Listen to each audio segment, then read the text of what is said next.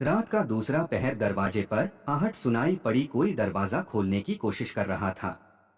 आहट सुनकर नीतू की नींद उचट गई। वह सोचने लगी कि कहीं कोई जानवर तो नहीं जो रात को अपने शिकार की तलाश में भटकता हुआ यहाँ तक आ पहुंचा हो।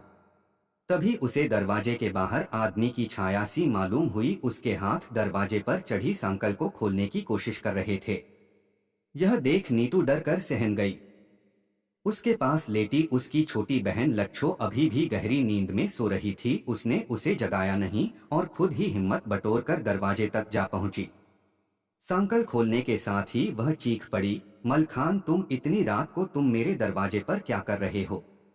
नीतू को समझते देर नहीं लगी कि इतनी रात को मलखान के आने की क्या वजह हो सकती है। वह कुछ और कहती, इससे पहले मलखान ने अपने हाथों से उसका मुंह दबोच लिया।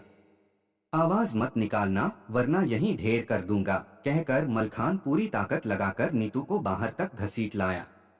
आंगन के बाहर अनाज की एक छोटी सी कोठरी थी जिसमें भूसा भरा हुआ था। मलखान ने जबरदस्ती नीतू को भूसे के ढेर में पटक दिया।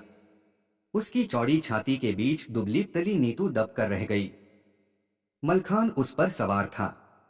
पहले ही मान जाती तो इतनी जबरदस्ती नहीं करनी पड़ती। मलखान ने अपना कच्छा और लुंगी पहनते हुए कहा। लच्छो जो नीतू से 2 साल छोटी थी, उसने करवट ली तो नीतू को अपनी जगह न पाकर उठ बैठी। दरवाजा भी खुला पड़ा था। उसे कुछ अनजाना डर सा लगा। मलखान पहले लच्छो के बदन से खेलने के चक्कर में था। 2 दिन पहले लच्छो ने उसके मुंह पर थूक दिया था जब उसने जामुन के पेड़ के नीचे उसे दबोचने की कोशिश की थी।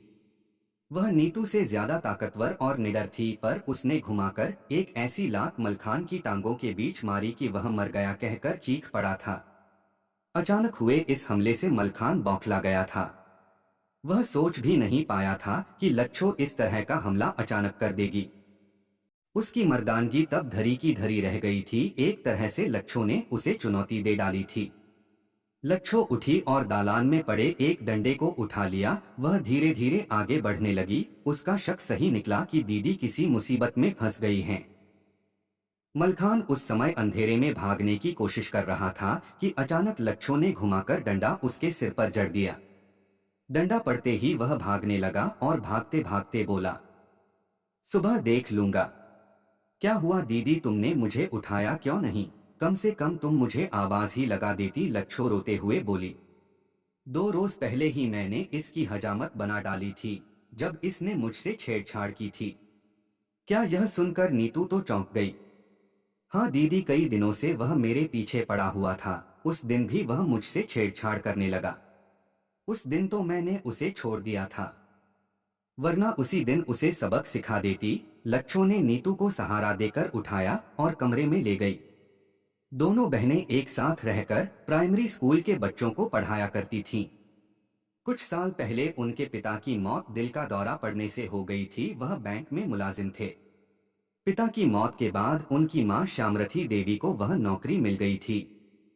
चूंकि बैंक गांव से काफी दूर शहर में था, इसलिए दोनों बेटियों को गांव में अकेले ही रहना पड़ रहा था। मां कभी कभार छुट्टी के दिनों में गांव आ जाया करती थीं। मलखान की नाक कट गई थी।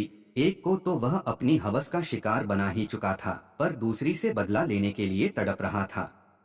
एक दिन शाम के 7 बज रहे थे। दोनों बहनें खाना बनाने की तैयारी में थीं। मलखान ने अपने कुछ दोस्तों को जमा किया और लच्छो के घर पर धावा बोल दिया, बाहर निकल, अब देख मेरा रुतबा गांव में तेरी कैसी बेइज्जती करता हूँ। मलखान अपने साथियों के साथ लच्छो के घर में घुसता हुआ बोला। घर के अंदर मौजूद दोनों बहनें कुछ समझ पाती। इससे पहले ही मलखान के साथियों ने लच्छो को पकड़ लिया और घसीटते हुए बाहर तक ले आए। गांव की इज्जत गांव वालों के सामने नंगी होने लगी। मलखान गांव वालों के बीच चिल्ला चिल्ला कर कह रहा था, ये दोनों बहनें जिस्म फरोशी करती हैं। इनकी वजह से ही गांव की इज्जत मिट्टी में मिल गई है। हम लच्छो का मुंह काला करके इसका सिर मुंडाकर इसे गांव में घुमाएंगे। दोनों बहनों का बचपन गांव वालों के बीच बीता था।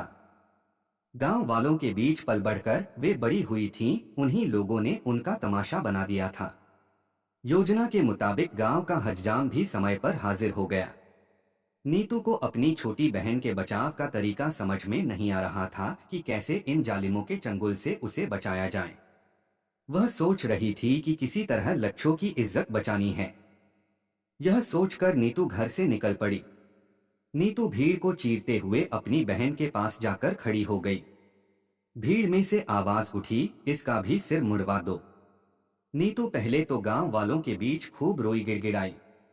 उसने अपने आप को बेकसूर साबित करने के दावे पेश किए, पर किसी ने उसकी एक न सुनी। बड़े बूढ़े भी चुप्पी साध गए।